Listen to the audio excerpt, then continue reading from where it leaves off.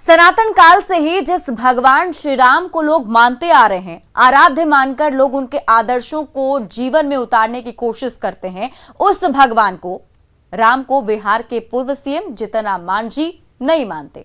रामायण में लिखी बातों को उचित मानते हैं, लेकिन रामायण के तथ्यों से इत्तेफाक नहीं रखते। ऐसा क्यों है और क्यों आखिर सियासत के केंद्र में भगवान श्री राम आ गए हैं? जानने के लिए पूरी रिपोर्ट देखिए।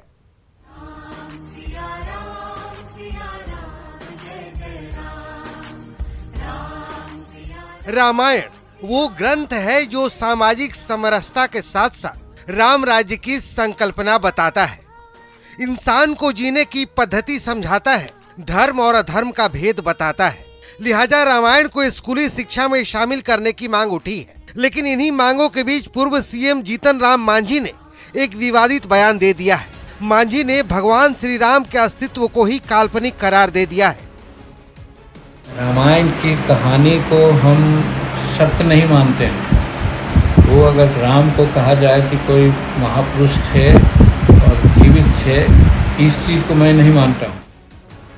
अब चूंकि एनडीए के सहयोगी हिंदुस्तानी अवाम मोर्चा ने श्री राम के अस्तित्व को नकार दिया है, ऐसे में बीजेपी के विरोधी कांग्रेस और आरजेडी मांझी के बयान की आड़ में अपना सियासी वजूद तलाश रहे हैं। सहयोगी बनकर सरकार में शामिल जीतन राम मांझी जी अब राम के अस्तित्व को ही नकार रहे हैं। वाह, ये जवाब तो भाजपा को देना चाहिए। राम के नाम पर राजनीति कीजिएगा और अपने सहयोगियों से राम के अस्तित्व को भी ठुकरवा दीजिएगा। आदरणीय जीतन बाबू मांझी जी एनडीए में हैं बीजेपी के साथ। वो कह रहे हैं राम मर्यादा पुरुषोत्तम भगवान श्री राम का अस्तित्व ही नहीं है।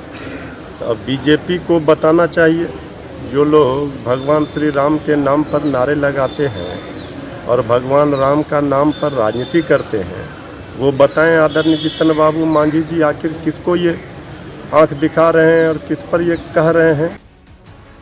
दरअसल मध्य प्रदेश में रामायण को सिलेबस में शामिल करने के फैसले के बाद बिहार में भी सिलेबस में शामिल करने की मांग उठी है, ताकि लोग अधिक से अधिक भगवान श्री राम के बारे में जान सके। बचपन में अलग से दादी माँ के साथ बैठ के सुनते थे, रामायण के बारे में जानते थे।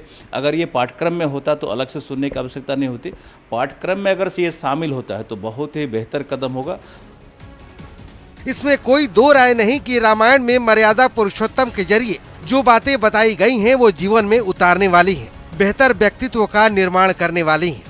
न्यूज 18 के लिए पटना से आनंद अमृतराज के साथ रवि एस नारायण की रिपोर्ट।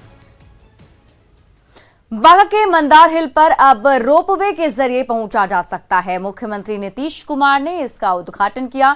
महज 4 मिनट में अब पहाड़ के शिखर पर पहुंचा जा सकता है। मंदार पर्वत धार्मिक दृष्टि से महत्वपूर्ण है और यहां हजारों लोग पहुंचते हैं। रोपवे बनने के बाद अब ये पर्यटन का हब भी बन सकता है।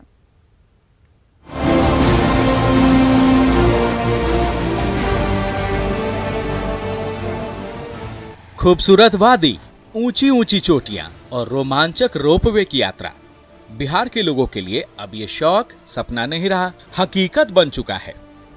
मुख्यमंत्री नीतीश कुमार ने 1 साल के अंदर बिहार के लोगों को 2 रोपवे की सौगात दी। नालंदा के बाद सीएम ने बांका के बौंसी में रोपवे का उद्घाटन किया। लोग जानते ही हैं, सब जगह का आने जाने का रास्ता बनाया हम लोगों ने, कई तरह का काम किया है। अब तो ऐसी कोई दिक्कत कहीं जाने की नहीं है।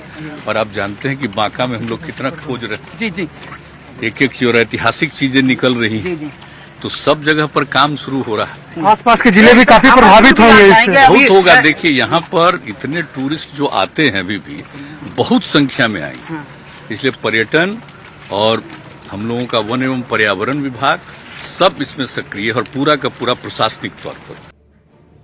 उद्घाटन के बाद मुख्यमंत्री खुद रोपवे के जरिए मंदार पर्वत पर गए, वहां की खूबसूरती देखी और फिर नीचे आकर पर्वत की तलहटी में बने मंदिर में पूजा अर्चना की। मुख्यमंत्री ने ओढ़नी डैम का भी निरीक्षण किया। बोट पर सवार होकर सीएम नीतीश ने डैम की स्थिति देखी। इस दौरान मुख्यमंत्री के साथ डिप्टी सीएम तारकिशोर प्रसाद और जल संसाधन मंत्री संजय झा भी मौजूद रहे। 2005 के बाद जो इनिशिएटिव नीतीश कुमार जी ने लिया, अब तो नक्सल मेरे ख्याल से बिहार में कहीं बहुत रेयर ही कहीं दिखता है। सही बोल रहे हैं आप, ये तो इतना बड़ा नक्सल का इलाका था अब स्थिति बिल्कुल सामान्य है और पर्यटन के लिए बहुत बड़ा पोटेंशियल सेंटर बन के इमर्ज कर रहा है। 786 मीटर ऊंचे मंदार पर्वत की खूबसूरती को नजदीक से देखने के लिए 377.36 मीटर लंबे रोपवे का निर्माण कराया है।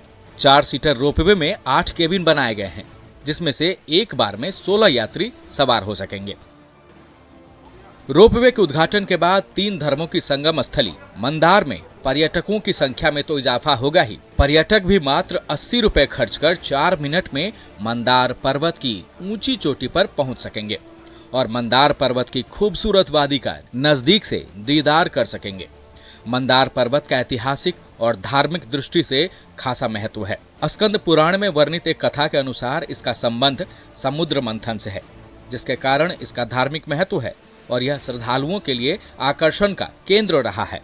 यह अलग बात है कि आज जिस मंदार में पर्यटन की तमाम संभावनाएं दिखाई दे रही हैं, वहां 2005 के पहले तक झाड़ झंखाड़ के अलावा कुछ भी नहीं था।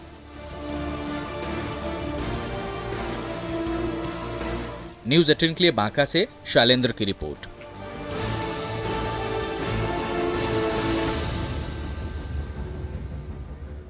मुख्यमंत्री नीतीश